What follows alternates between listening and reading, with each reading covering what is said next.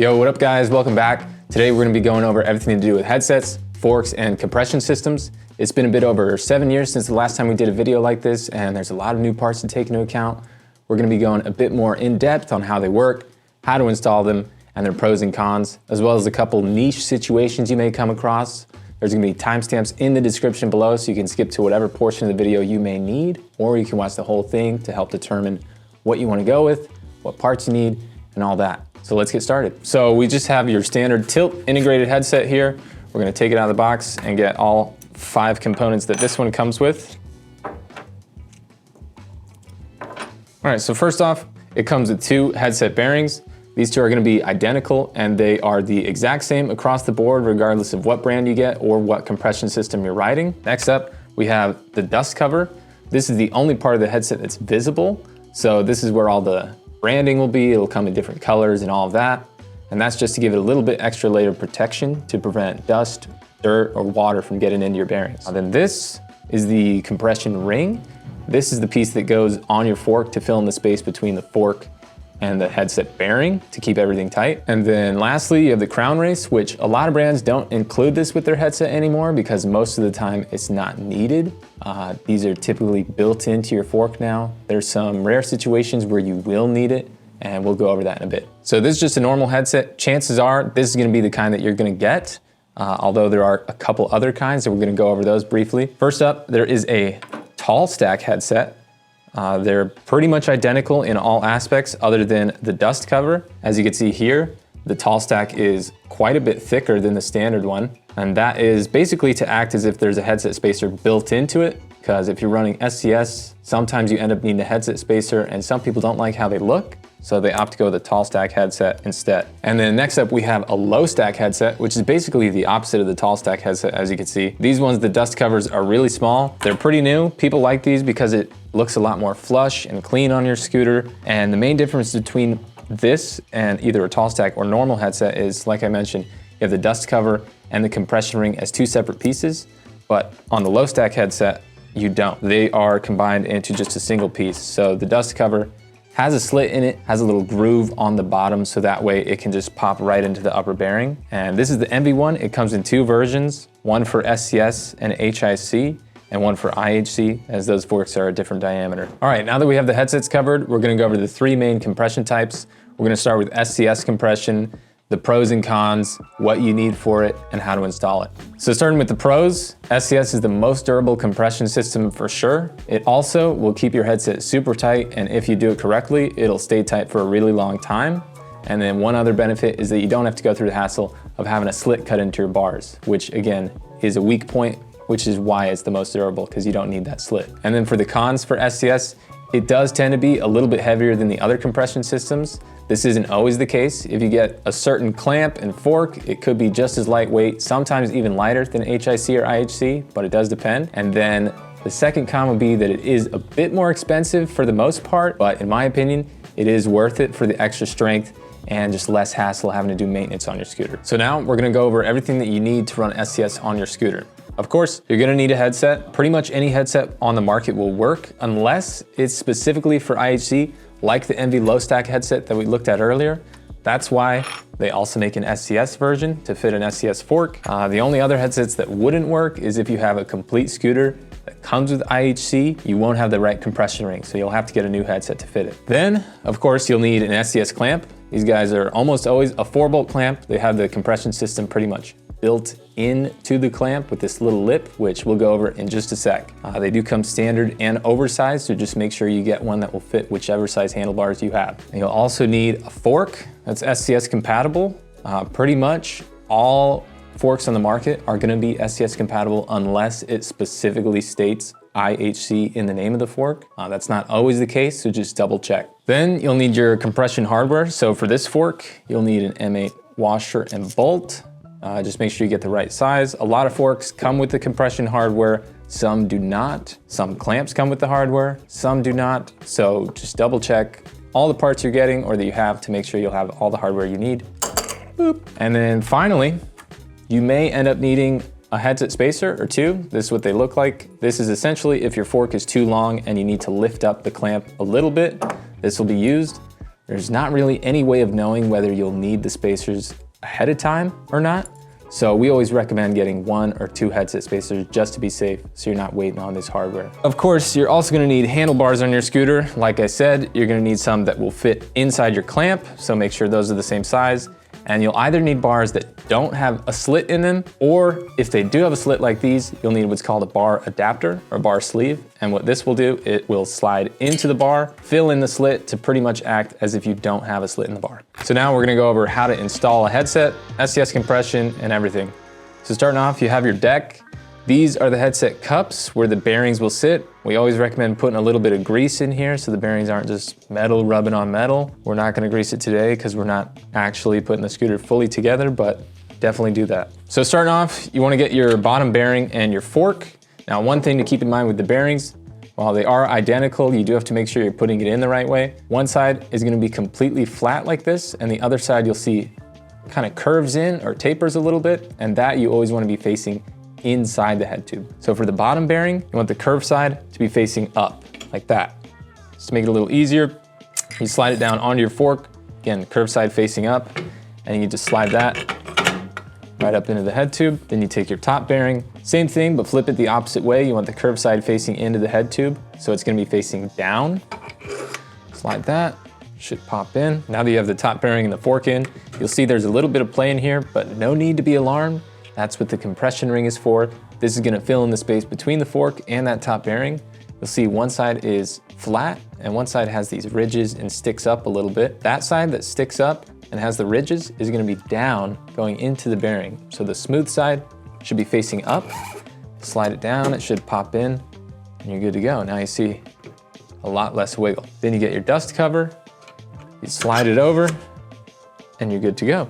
Now, if you have a low stack headset, like I mentioned before, this is the compression ring and the dust cover built in to one piece. So this will just go on directly after the top bearing. So slide it down and it'll look like that. Next up is the SCS clamp. This is gonna go directly onto your fork.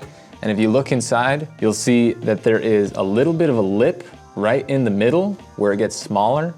You want the more narrow side to go on the fork, and the bigger, more open side will hold your handlebars. So you'll slide that down, you'll get your washer and bolt and tighten that down as much as you can. Some forks, however, instead of using a washer and bolt, they'll have both of those built into one piece, like this Ethic fork. It has a really big bolt. So instead of putting the washer and bolt into your clamp, you'll just put this really big bolt into the clamp and it'll act as both of them in one piece. And then that'll screw right into the top of the fork. But for this build, we're using a traditional one. Slide it down, tighten it up all the way. It'll feel a little stiff, but don't worry, trust the process. You put your bars and your front wheel on, and the added weight will make it spin a lot more freely. Now, if you're having an issue and you have it fully tightened down, it's still wiggling a little bit, there's play, chances are you're gonna need one of these guys, a headset spacer. The way to tell if you need a headset spacer, this lip in the clamp that we just mentioned earlier, you slide it over the fork. The top of the fork should be sitting below the lip. There should be space between the two. If it's perfectly lined up or the fork is sticking up above that lip, you're gonna need a headset spacer. Put it over there on your fork and then put the clamp on to lift it up and give you that space to actually tighten it down. So that lip inside the clamp right here, if the top of the fork is coming up above the lip after you put it on, you're gonna need a headset spacer. If it's perfectly lined up, you're also gonna need a smaller headset spacer. If it's sitting a little bit below that lip, you're good to go. For this particular scooter, because we have the low stack on here and the fork sticks out quite a bit, and we have a smaller clamp, it's sticking above that. So we're gonna get a headset spacer, slide it onto your fork, slide the clamp down, take a look. If you look in here, there's just a little bit of clearance. The fork is just below that lip, so that probably is fine. Although just to be safe, I'm gonna put just another small headset spacer right there. Slide it down. We have a little bit more room, and then we're gonna get our compression hardware, put it in, and tighten everything down. Once you get the clamp on there, you want there to be a little bit of space between the top of the fork and that lip, like I said, because that space is actually what allows the fork to pull up and the clamp to pull down and just compress everything together. If it's too close, it won't be able to fully tighten down. So you always want to have just enough room to make sure everything's good to go. So we'll tighten it, fully tighten it down, lined up. It's ready to go. It should feel smooth. It's not going to spin too freely, but as long as it feels smooth, you're good to go. Last up, you put your handlebars in the clamp. Like I mentioned earlier, no slit in your bars. If you do have a slit, you get your bar adapter, you put it up in the bottom of the bar. So you slide this in. Oh my God, wait. Oh my, okay. I'm hitting the camera, hang on. I'm gonna show them how to stretch it. As you guys could tell, I was having quite a bit of trouble putting the bars on. So if you are having trouble with that, or you're having trouble getting the clamp onto your fork, there's a trick that I'll show you right now, how to stretch open your clamp just a little bit to make it easier. So what you're gonna do, doesn't matter if it's already installed on the fork with the compression like this, that's totally fine. You take out all 4 of your clamp bolts. So like I said, you wanna make sure the 4 clamp bolts are fully removed. It's really important that you do that, otherwise you really can damage the clamp. You can't have them threaded in at all.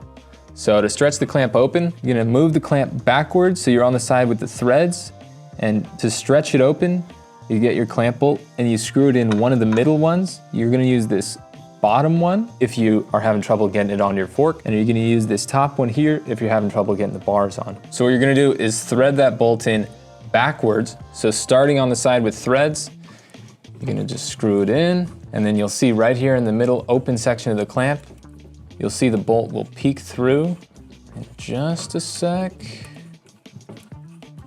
Right there.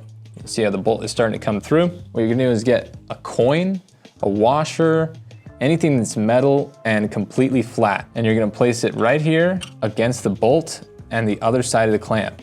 You're gonna tighten it down until the bolt is just holding it in place. And you're gonna give it one small crank. And that'll stretch open the clamp just a bit. You don't wanna really crank down and stretch it open a bunch. That could really damage the clamp as well. So let's see if I got it open enough. Got it stretched, get the bars.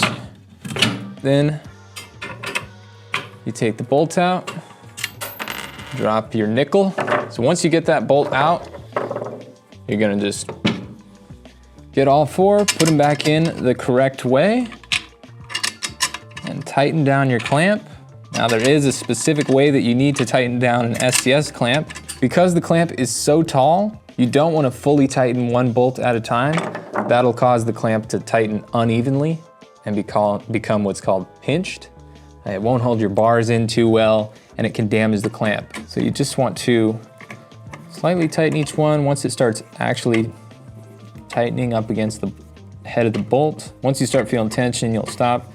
You get the next bolt to the same point. So once you get all 4 bolts with just a little bit of tension, what you're gonna wanna do is start with the top one, tighten it just a little bit, not all the way, move on to the next one, do the same thing, tighten it just a little bit, 3rd bolt, same thing, 4th bolt, same thing, and then you repeat that process another 2 times or so until everything feels secure on there. Top bolt, 2nd bolt, 3rd bolt, 4th bolt, and then once you have all 4 bolts evenly tightened, your bars are on, your headset and fork are good to go, and you're ready to ride. It'll spin a lot better. Like I said, with the bars on, the added weight lets it spin a lot more freely, and you're good to go. So next up, we're gonna be going over HIC compression. So let's grab those parts and get into it. Okay, next up, we're gonna be going over HIC compression, the pros and cons, what you need for it, and how to install it again.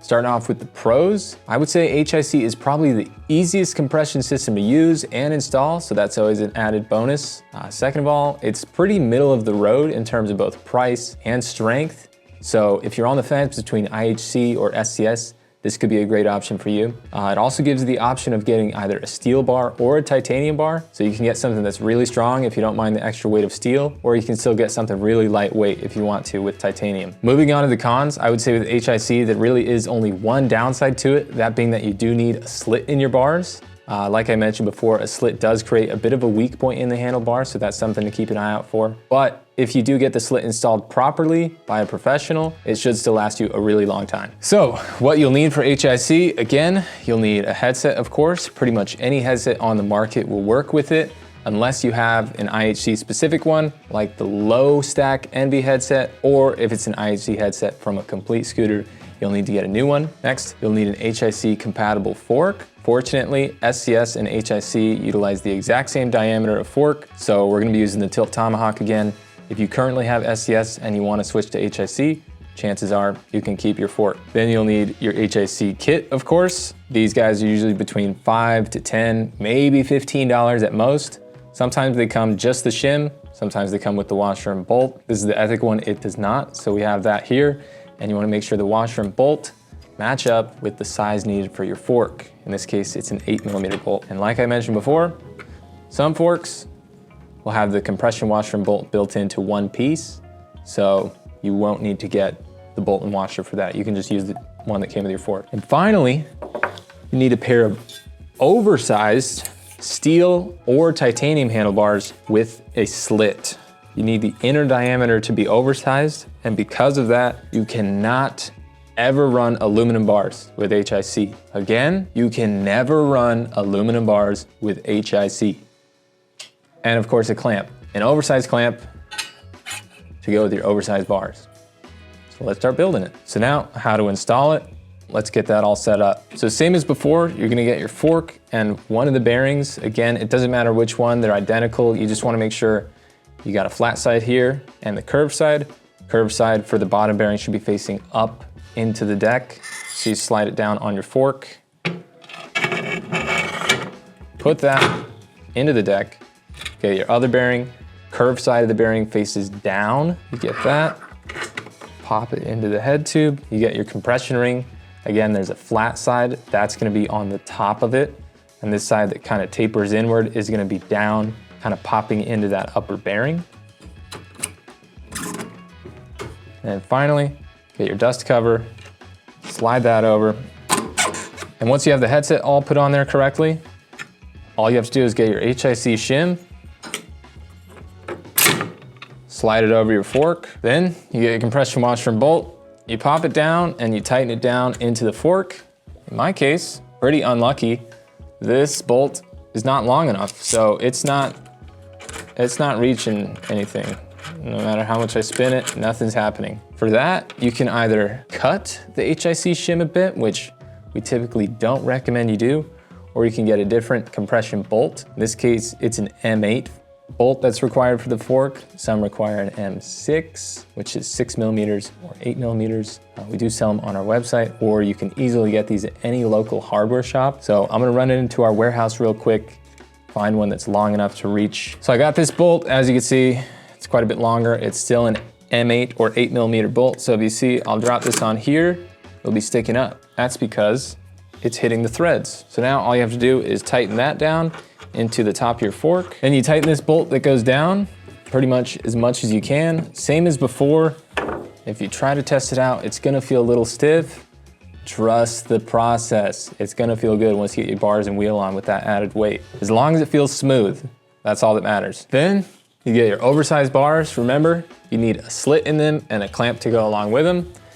And you just slide it right over the HIC kit and tighten the clamp down. And then you're good to go. And that's it. That's HIC. Like I said, it's really easy, simple to do.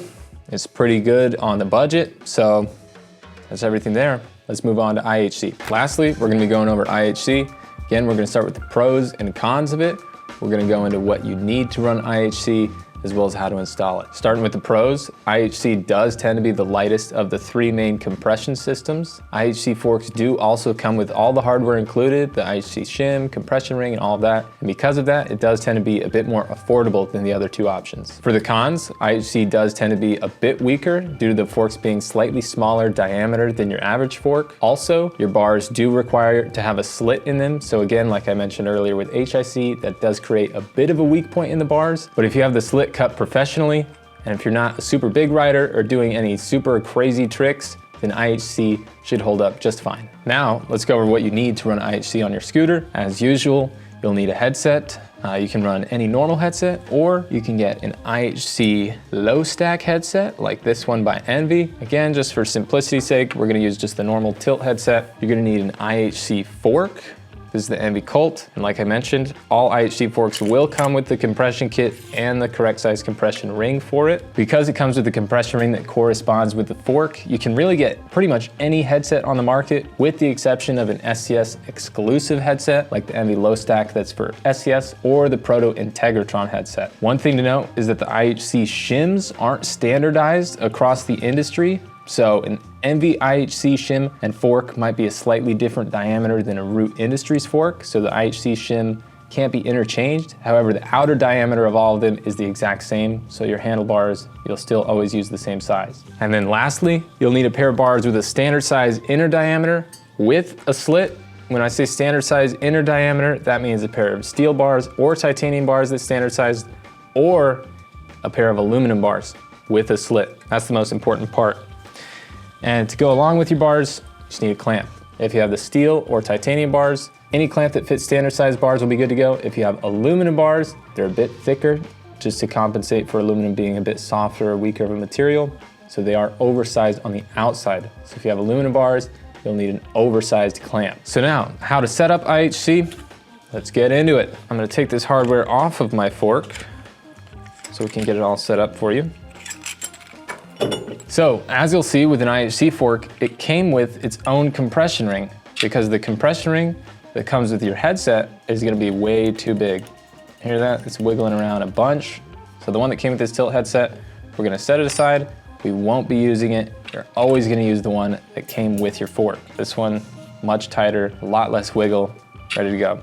So to start off, get your bottom bearing, same as before. It's got a flat side and a curved side that tapers in a little bit. You want the curved side to be facing up into the deck for the bottom bearing. So you slide it on the fork, slide that up into your deck. You get your top bearing again. You got the flat side here, and then the side that curves in and tapers a bit. That's gonna be facing down into the deck. And as you'll see, there's a lot of wiggle room here. But don't be alarmed, that's what the IHC compression ring that came with your fork is for. You slide it over, and it should fill in that gap pretty well. Now with this particular fork, it came with an IHC shim and compression ring that were two separate pieces. For that, you put the compression ring on, then you put the compression shim on, then you put your dust cover on. Some IHC kits and forks, like this Ethic one, as well as some other ones on the market, you'll see the IHC shim has the compression ring built into it. So for that case, instead of putting the compression ring in, and then the sleeve, and then the dust cover, you put the whole kit on the fork into the top bearing and then tighten it down. But in our case, we're using a traditional Envy one. So you get the compression ring, like I said, slide it down, compression shim, get your dust cover, slide that all the way down, and your bolt. And these ones, for some reason, they come super long. So I'm gonna tighten this down, and it is gonna take me a little while. And then once you're tightening it down, you wanna tighten it fully as much as you can. Like I keep saying in this video, you're gonna be a little alarmed, it's gonna feel a little stiff. Trust the process, okay? You get that front wheel, you get your handlebars on, the added weight, it'll spin a lot more freely. Most important thing is that it's just able to spin and that it feels smooth. And then finally, you get your standard size bars with a slit or aluminum bars. You get your clamp that goes with them, put that on, and then you slide it over the top. Now, one thing to note with IHC, the dust cover, nothing is really holding it down. You don't have the SCS clamp pushing down on it. You don't have the HIC shim pushing down on it. So because of that, the dust cover could have a little play in it. The only thing that keeps it fully secured down is your handlebars. So when you put the bars on, you wanna push them all the way down. Make sure they're pushed all the way down to hold this in place. Otherwise, even if everything's fully tightened, the bars have even just a little bit of space from not being pushed all the way down, the dust cover could rattle and cause it to be a little bit of noise, not fully dialed, which nobody wants that. You get these, put them on. Oh my God! These ones are a little tight to put on, so I'm going to put the scooter on the floor and push down on the bars. Pushed all the way down, like I said. All you gotta do is tighten up your clamp bolts and you're good to go. Again, like HIC, IHC is pretty similar. The only thing that makes it a bit more complicated is that everything's a bit more unique when it comes to the compression ring and the compression shim. But other than that, it's really easy to work with. Okay, That's the 3 main compression systems, everything you need for them, how to set them up, all their benefits and drawbacks. Now, really quickly, before we wrap things up, we're gonna go over a few rare situations that you may run into depending on what parts you have that we've seen before and how to fix them. So let's get into that. First one we're gonna go over is an IHC to HIC conversion. Let's say you run an IHC on your scooter right now. You really want a pair of handlebars, but they only come in oversized. You don't want to invest in a new fork and all of that. So what you can get is an IHC to HIC conversion kit. You can get an NV one for NV IHC forks or a Root Industries one for Root Industries forks. Let's open this up and show you how it works. Now right here, we still have the IHC setup that we just built a couple minutes ago. This is the conversion kit. Everything that it comes with, it's pretty much the same hardware as an IHC kit. Same exact compression ring for the NV fork, bolt, washer. The only difference is this shim. As you can see here, it sticks out a little bit more. So on the inner diameter, it's the exact same size as their IHC shim, but it's made extra thick to convert it up to fit an oversized bar and make it work with HIC. So we'll get that put on really quick. Let's get this IHC kit taken off of our fork. So we'll move that, take our dust cover off. Now this part that's narrow down here, that's for your dust cover. You're gonna pop it on there and it's really gonna work the exact same way. You slide it right over your fork, you tighten it all the way down. Same as I mentioned in our IHC portion of the video. Tighten it all the way down, trust the process, and then you can run an IHC fork with a pair of oversized steel or titanium bars. And again, if you have an NV IHC fork and want to convert it, you need the NV IHC to HIC conversion kit. If you have a Root IHC fork, you need the Root Industries IHC to HIC conversion kit. No other brands currently have a conversion kit.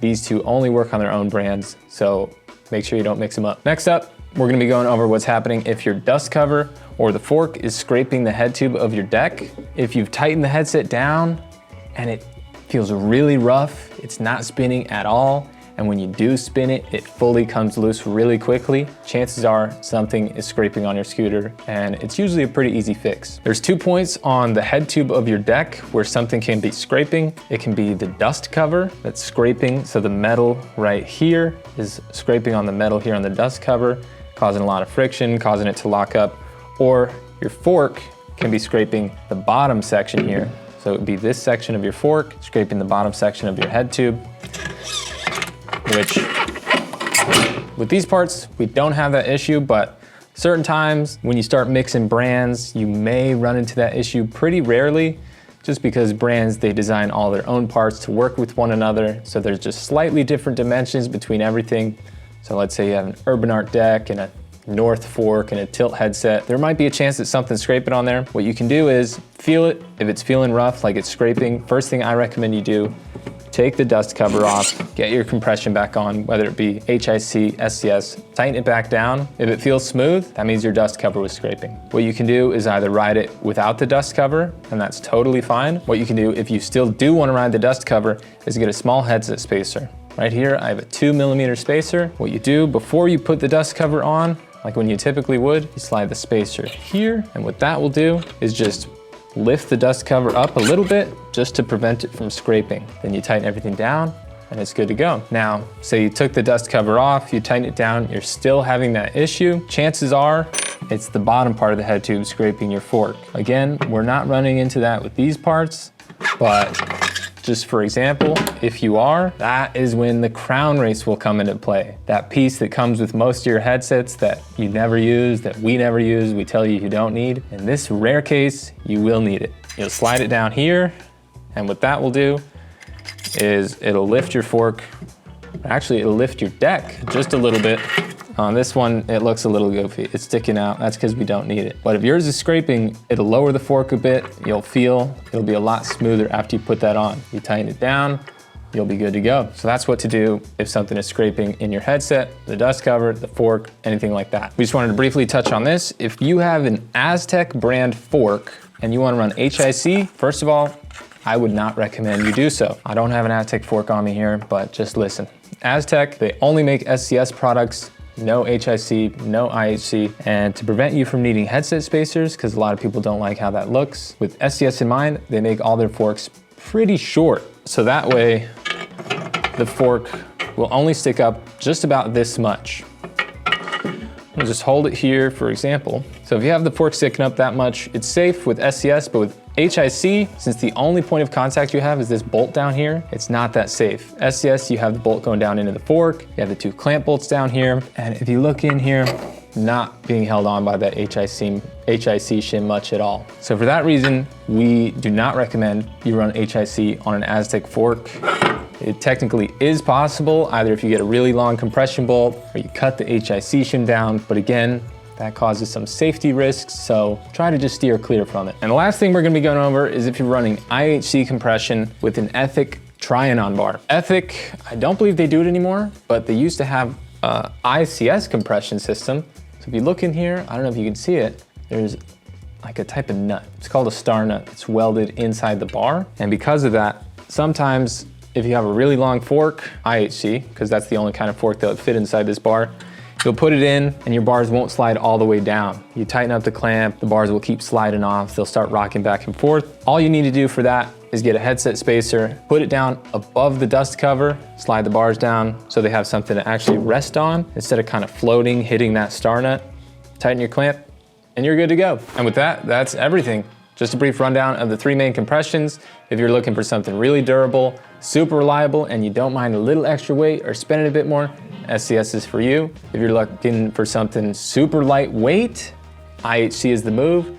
If you're a bit on the fence between the two, you don't want something super heavy, super light, super strong, super weak, HIC is always a great option as well. And with all the compression systems, as always, make sure you're greasing all the hardware, the headset cups, the bearings, the compression bolts, the clamp bolts. Make sure everything's fully tightened to make sure your scooter is safe and dialed. Other than that, that should be everything covered. Make sure to comment below if you guys have any questions regarding this, any issues you guys are running into that we didn't cover today. Drop a like if this video helped you out. Till next time, later.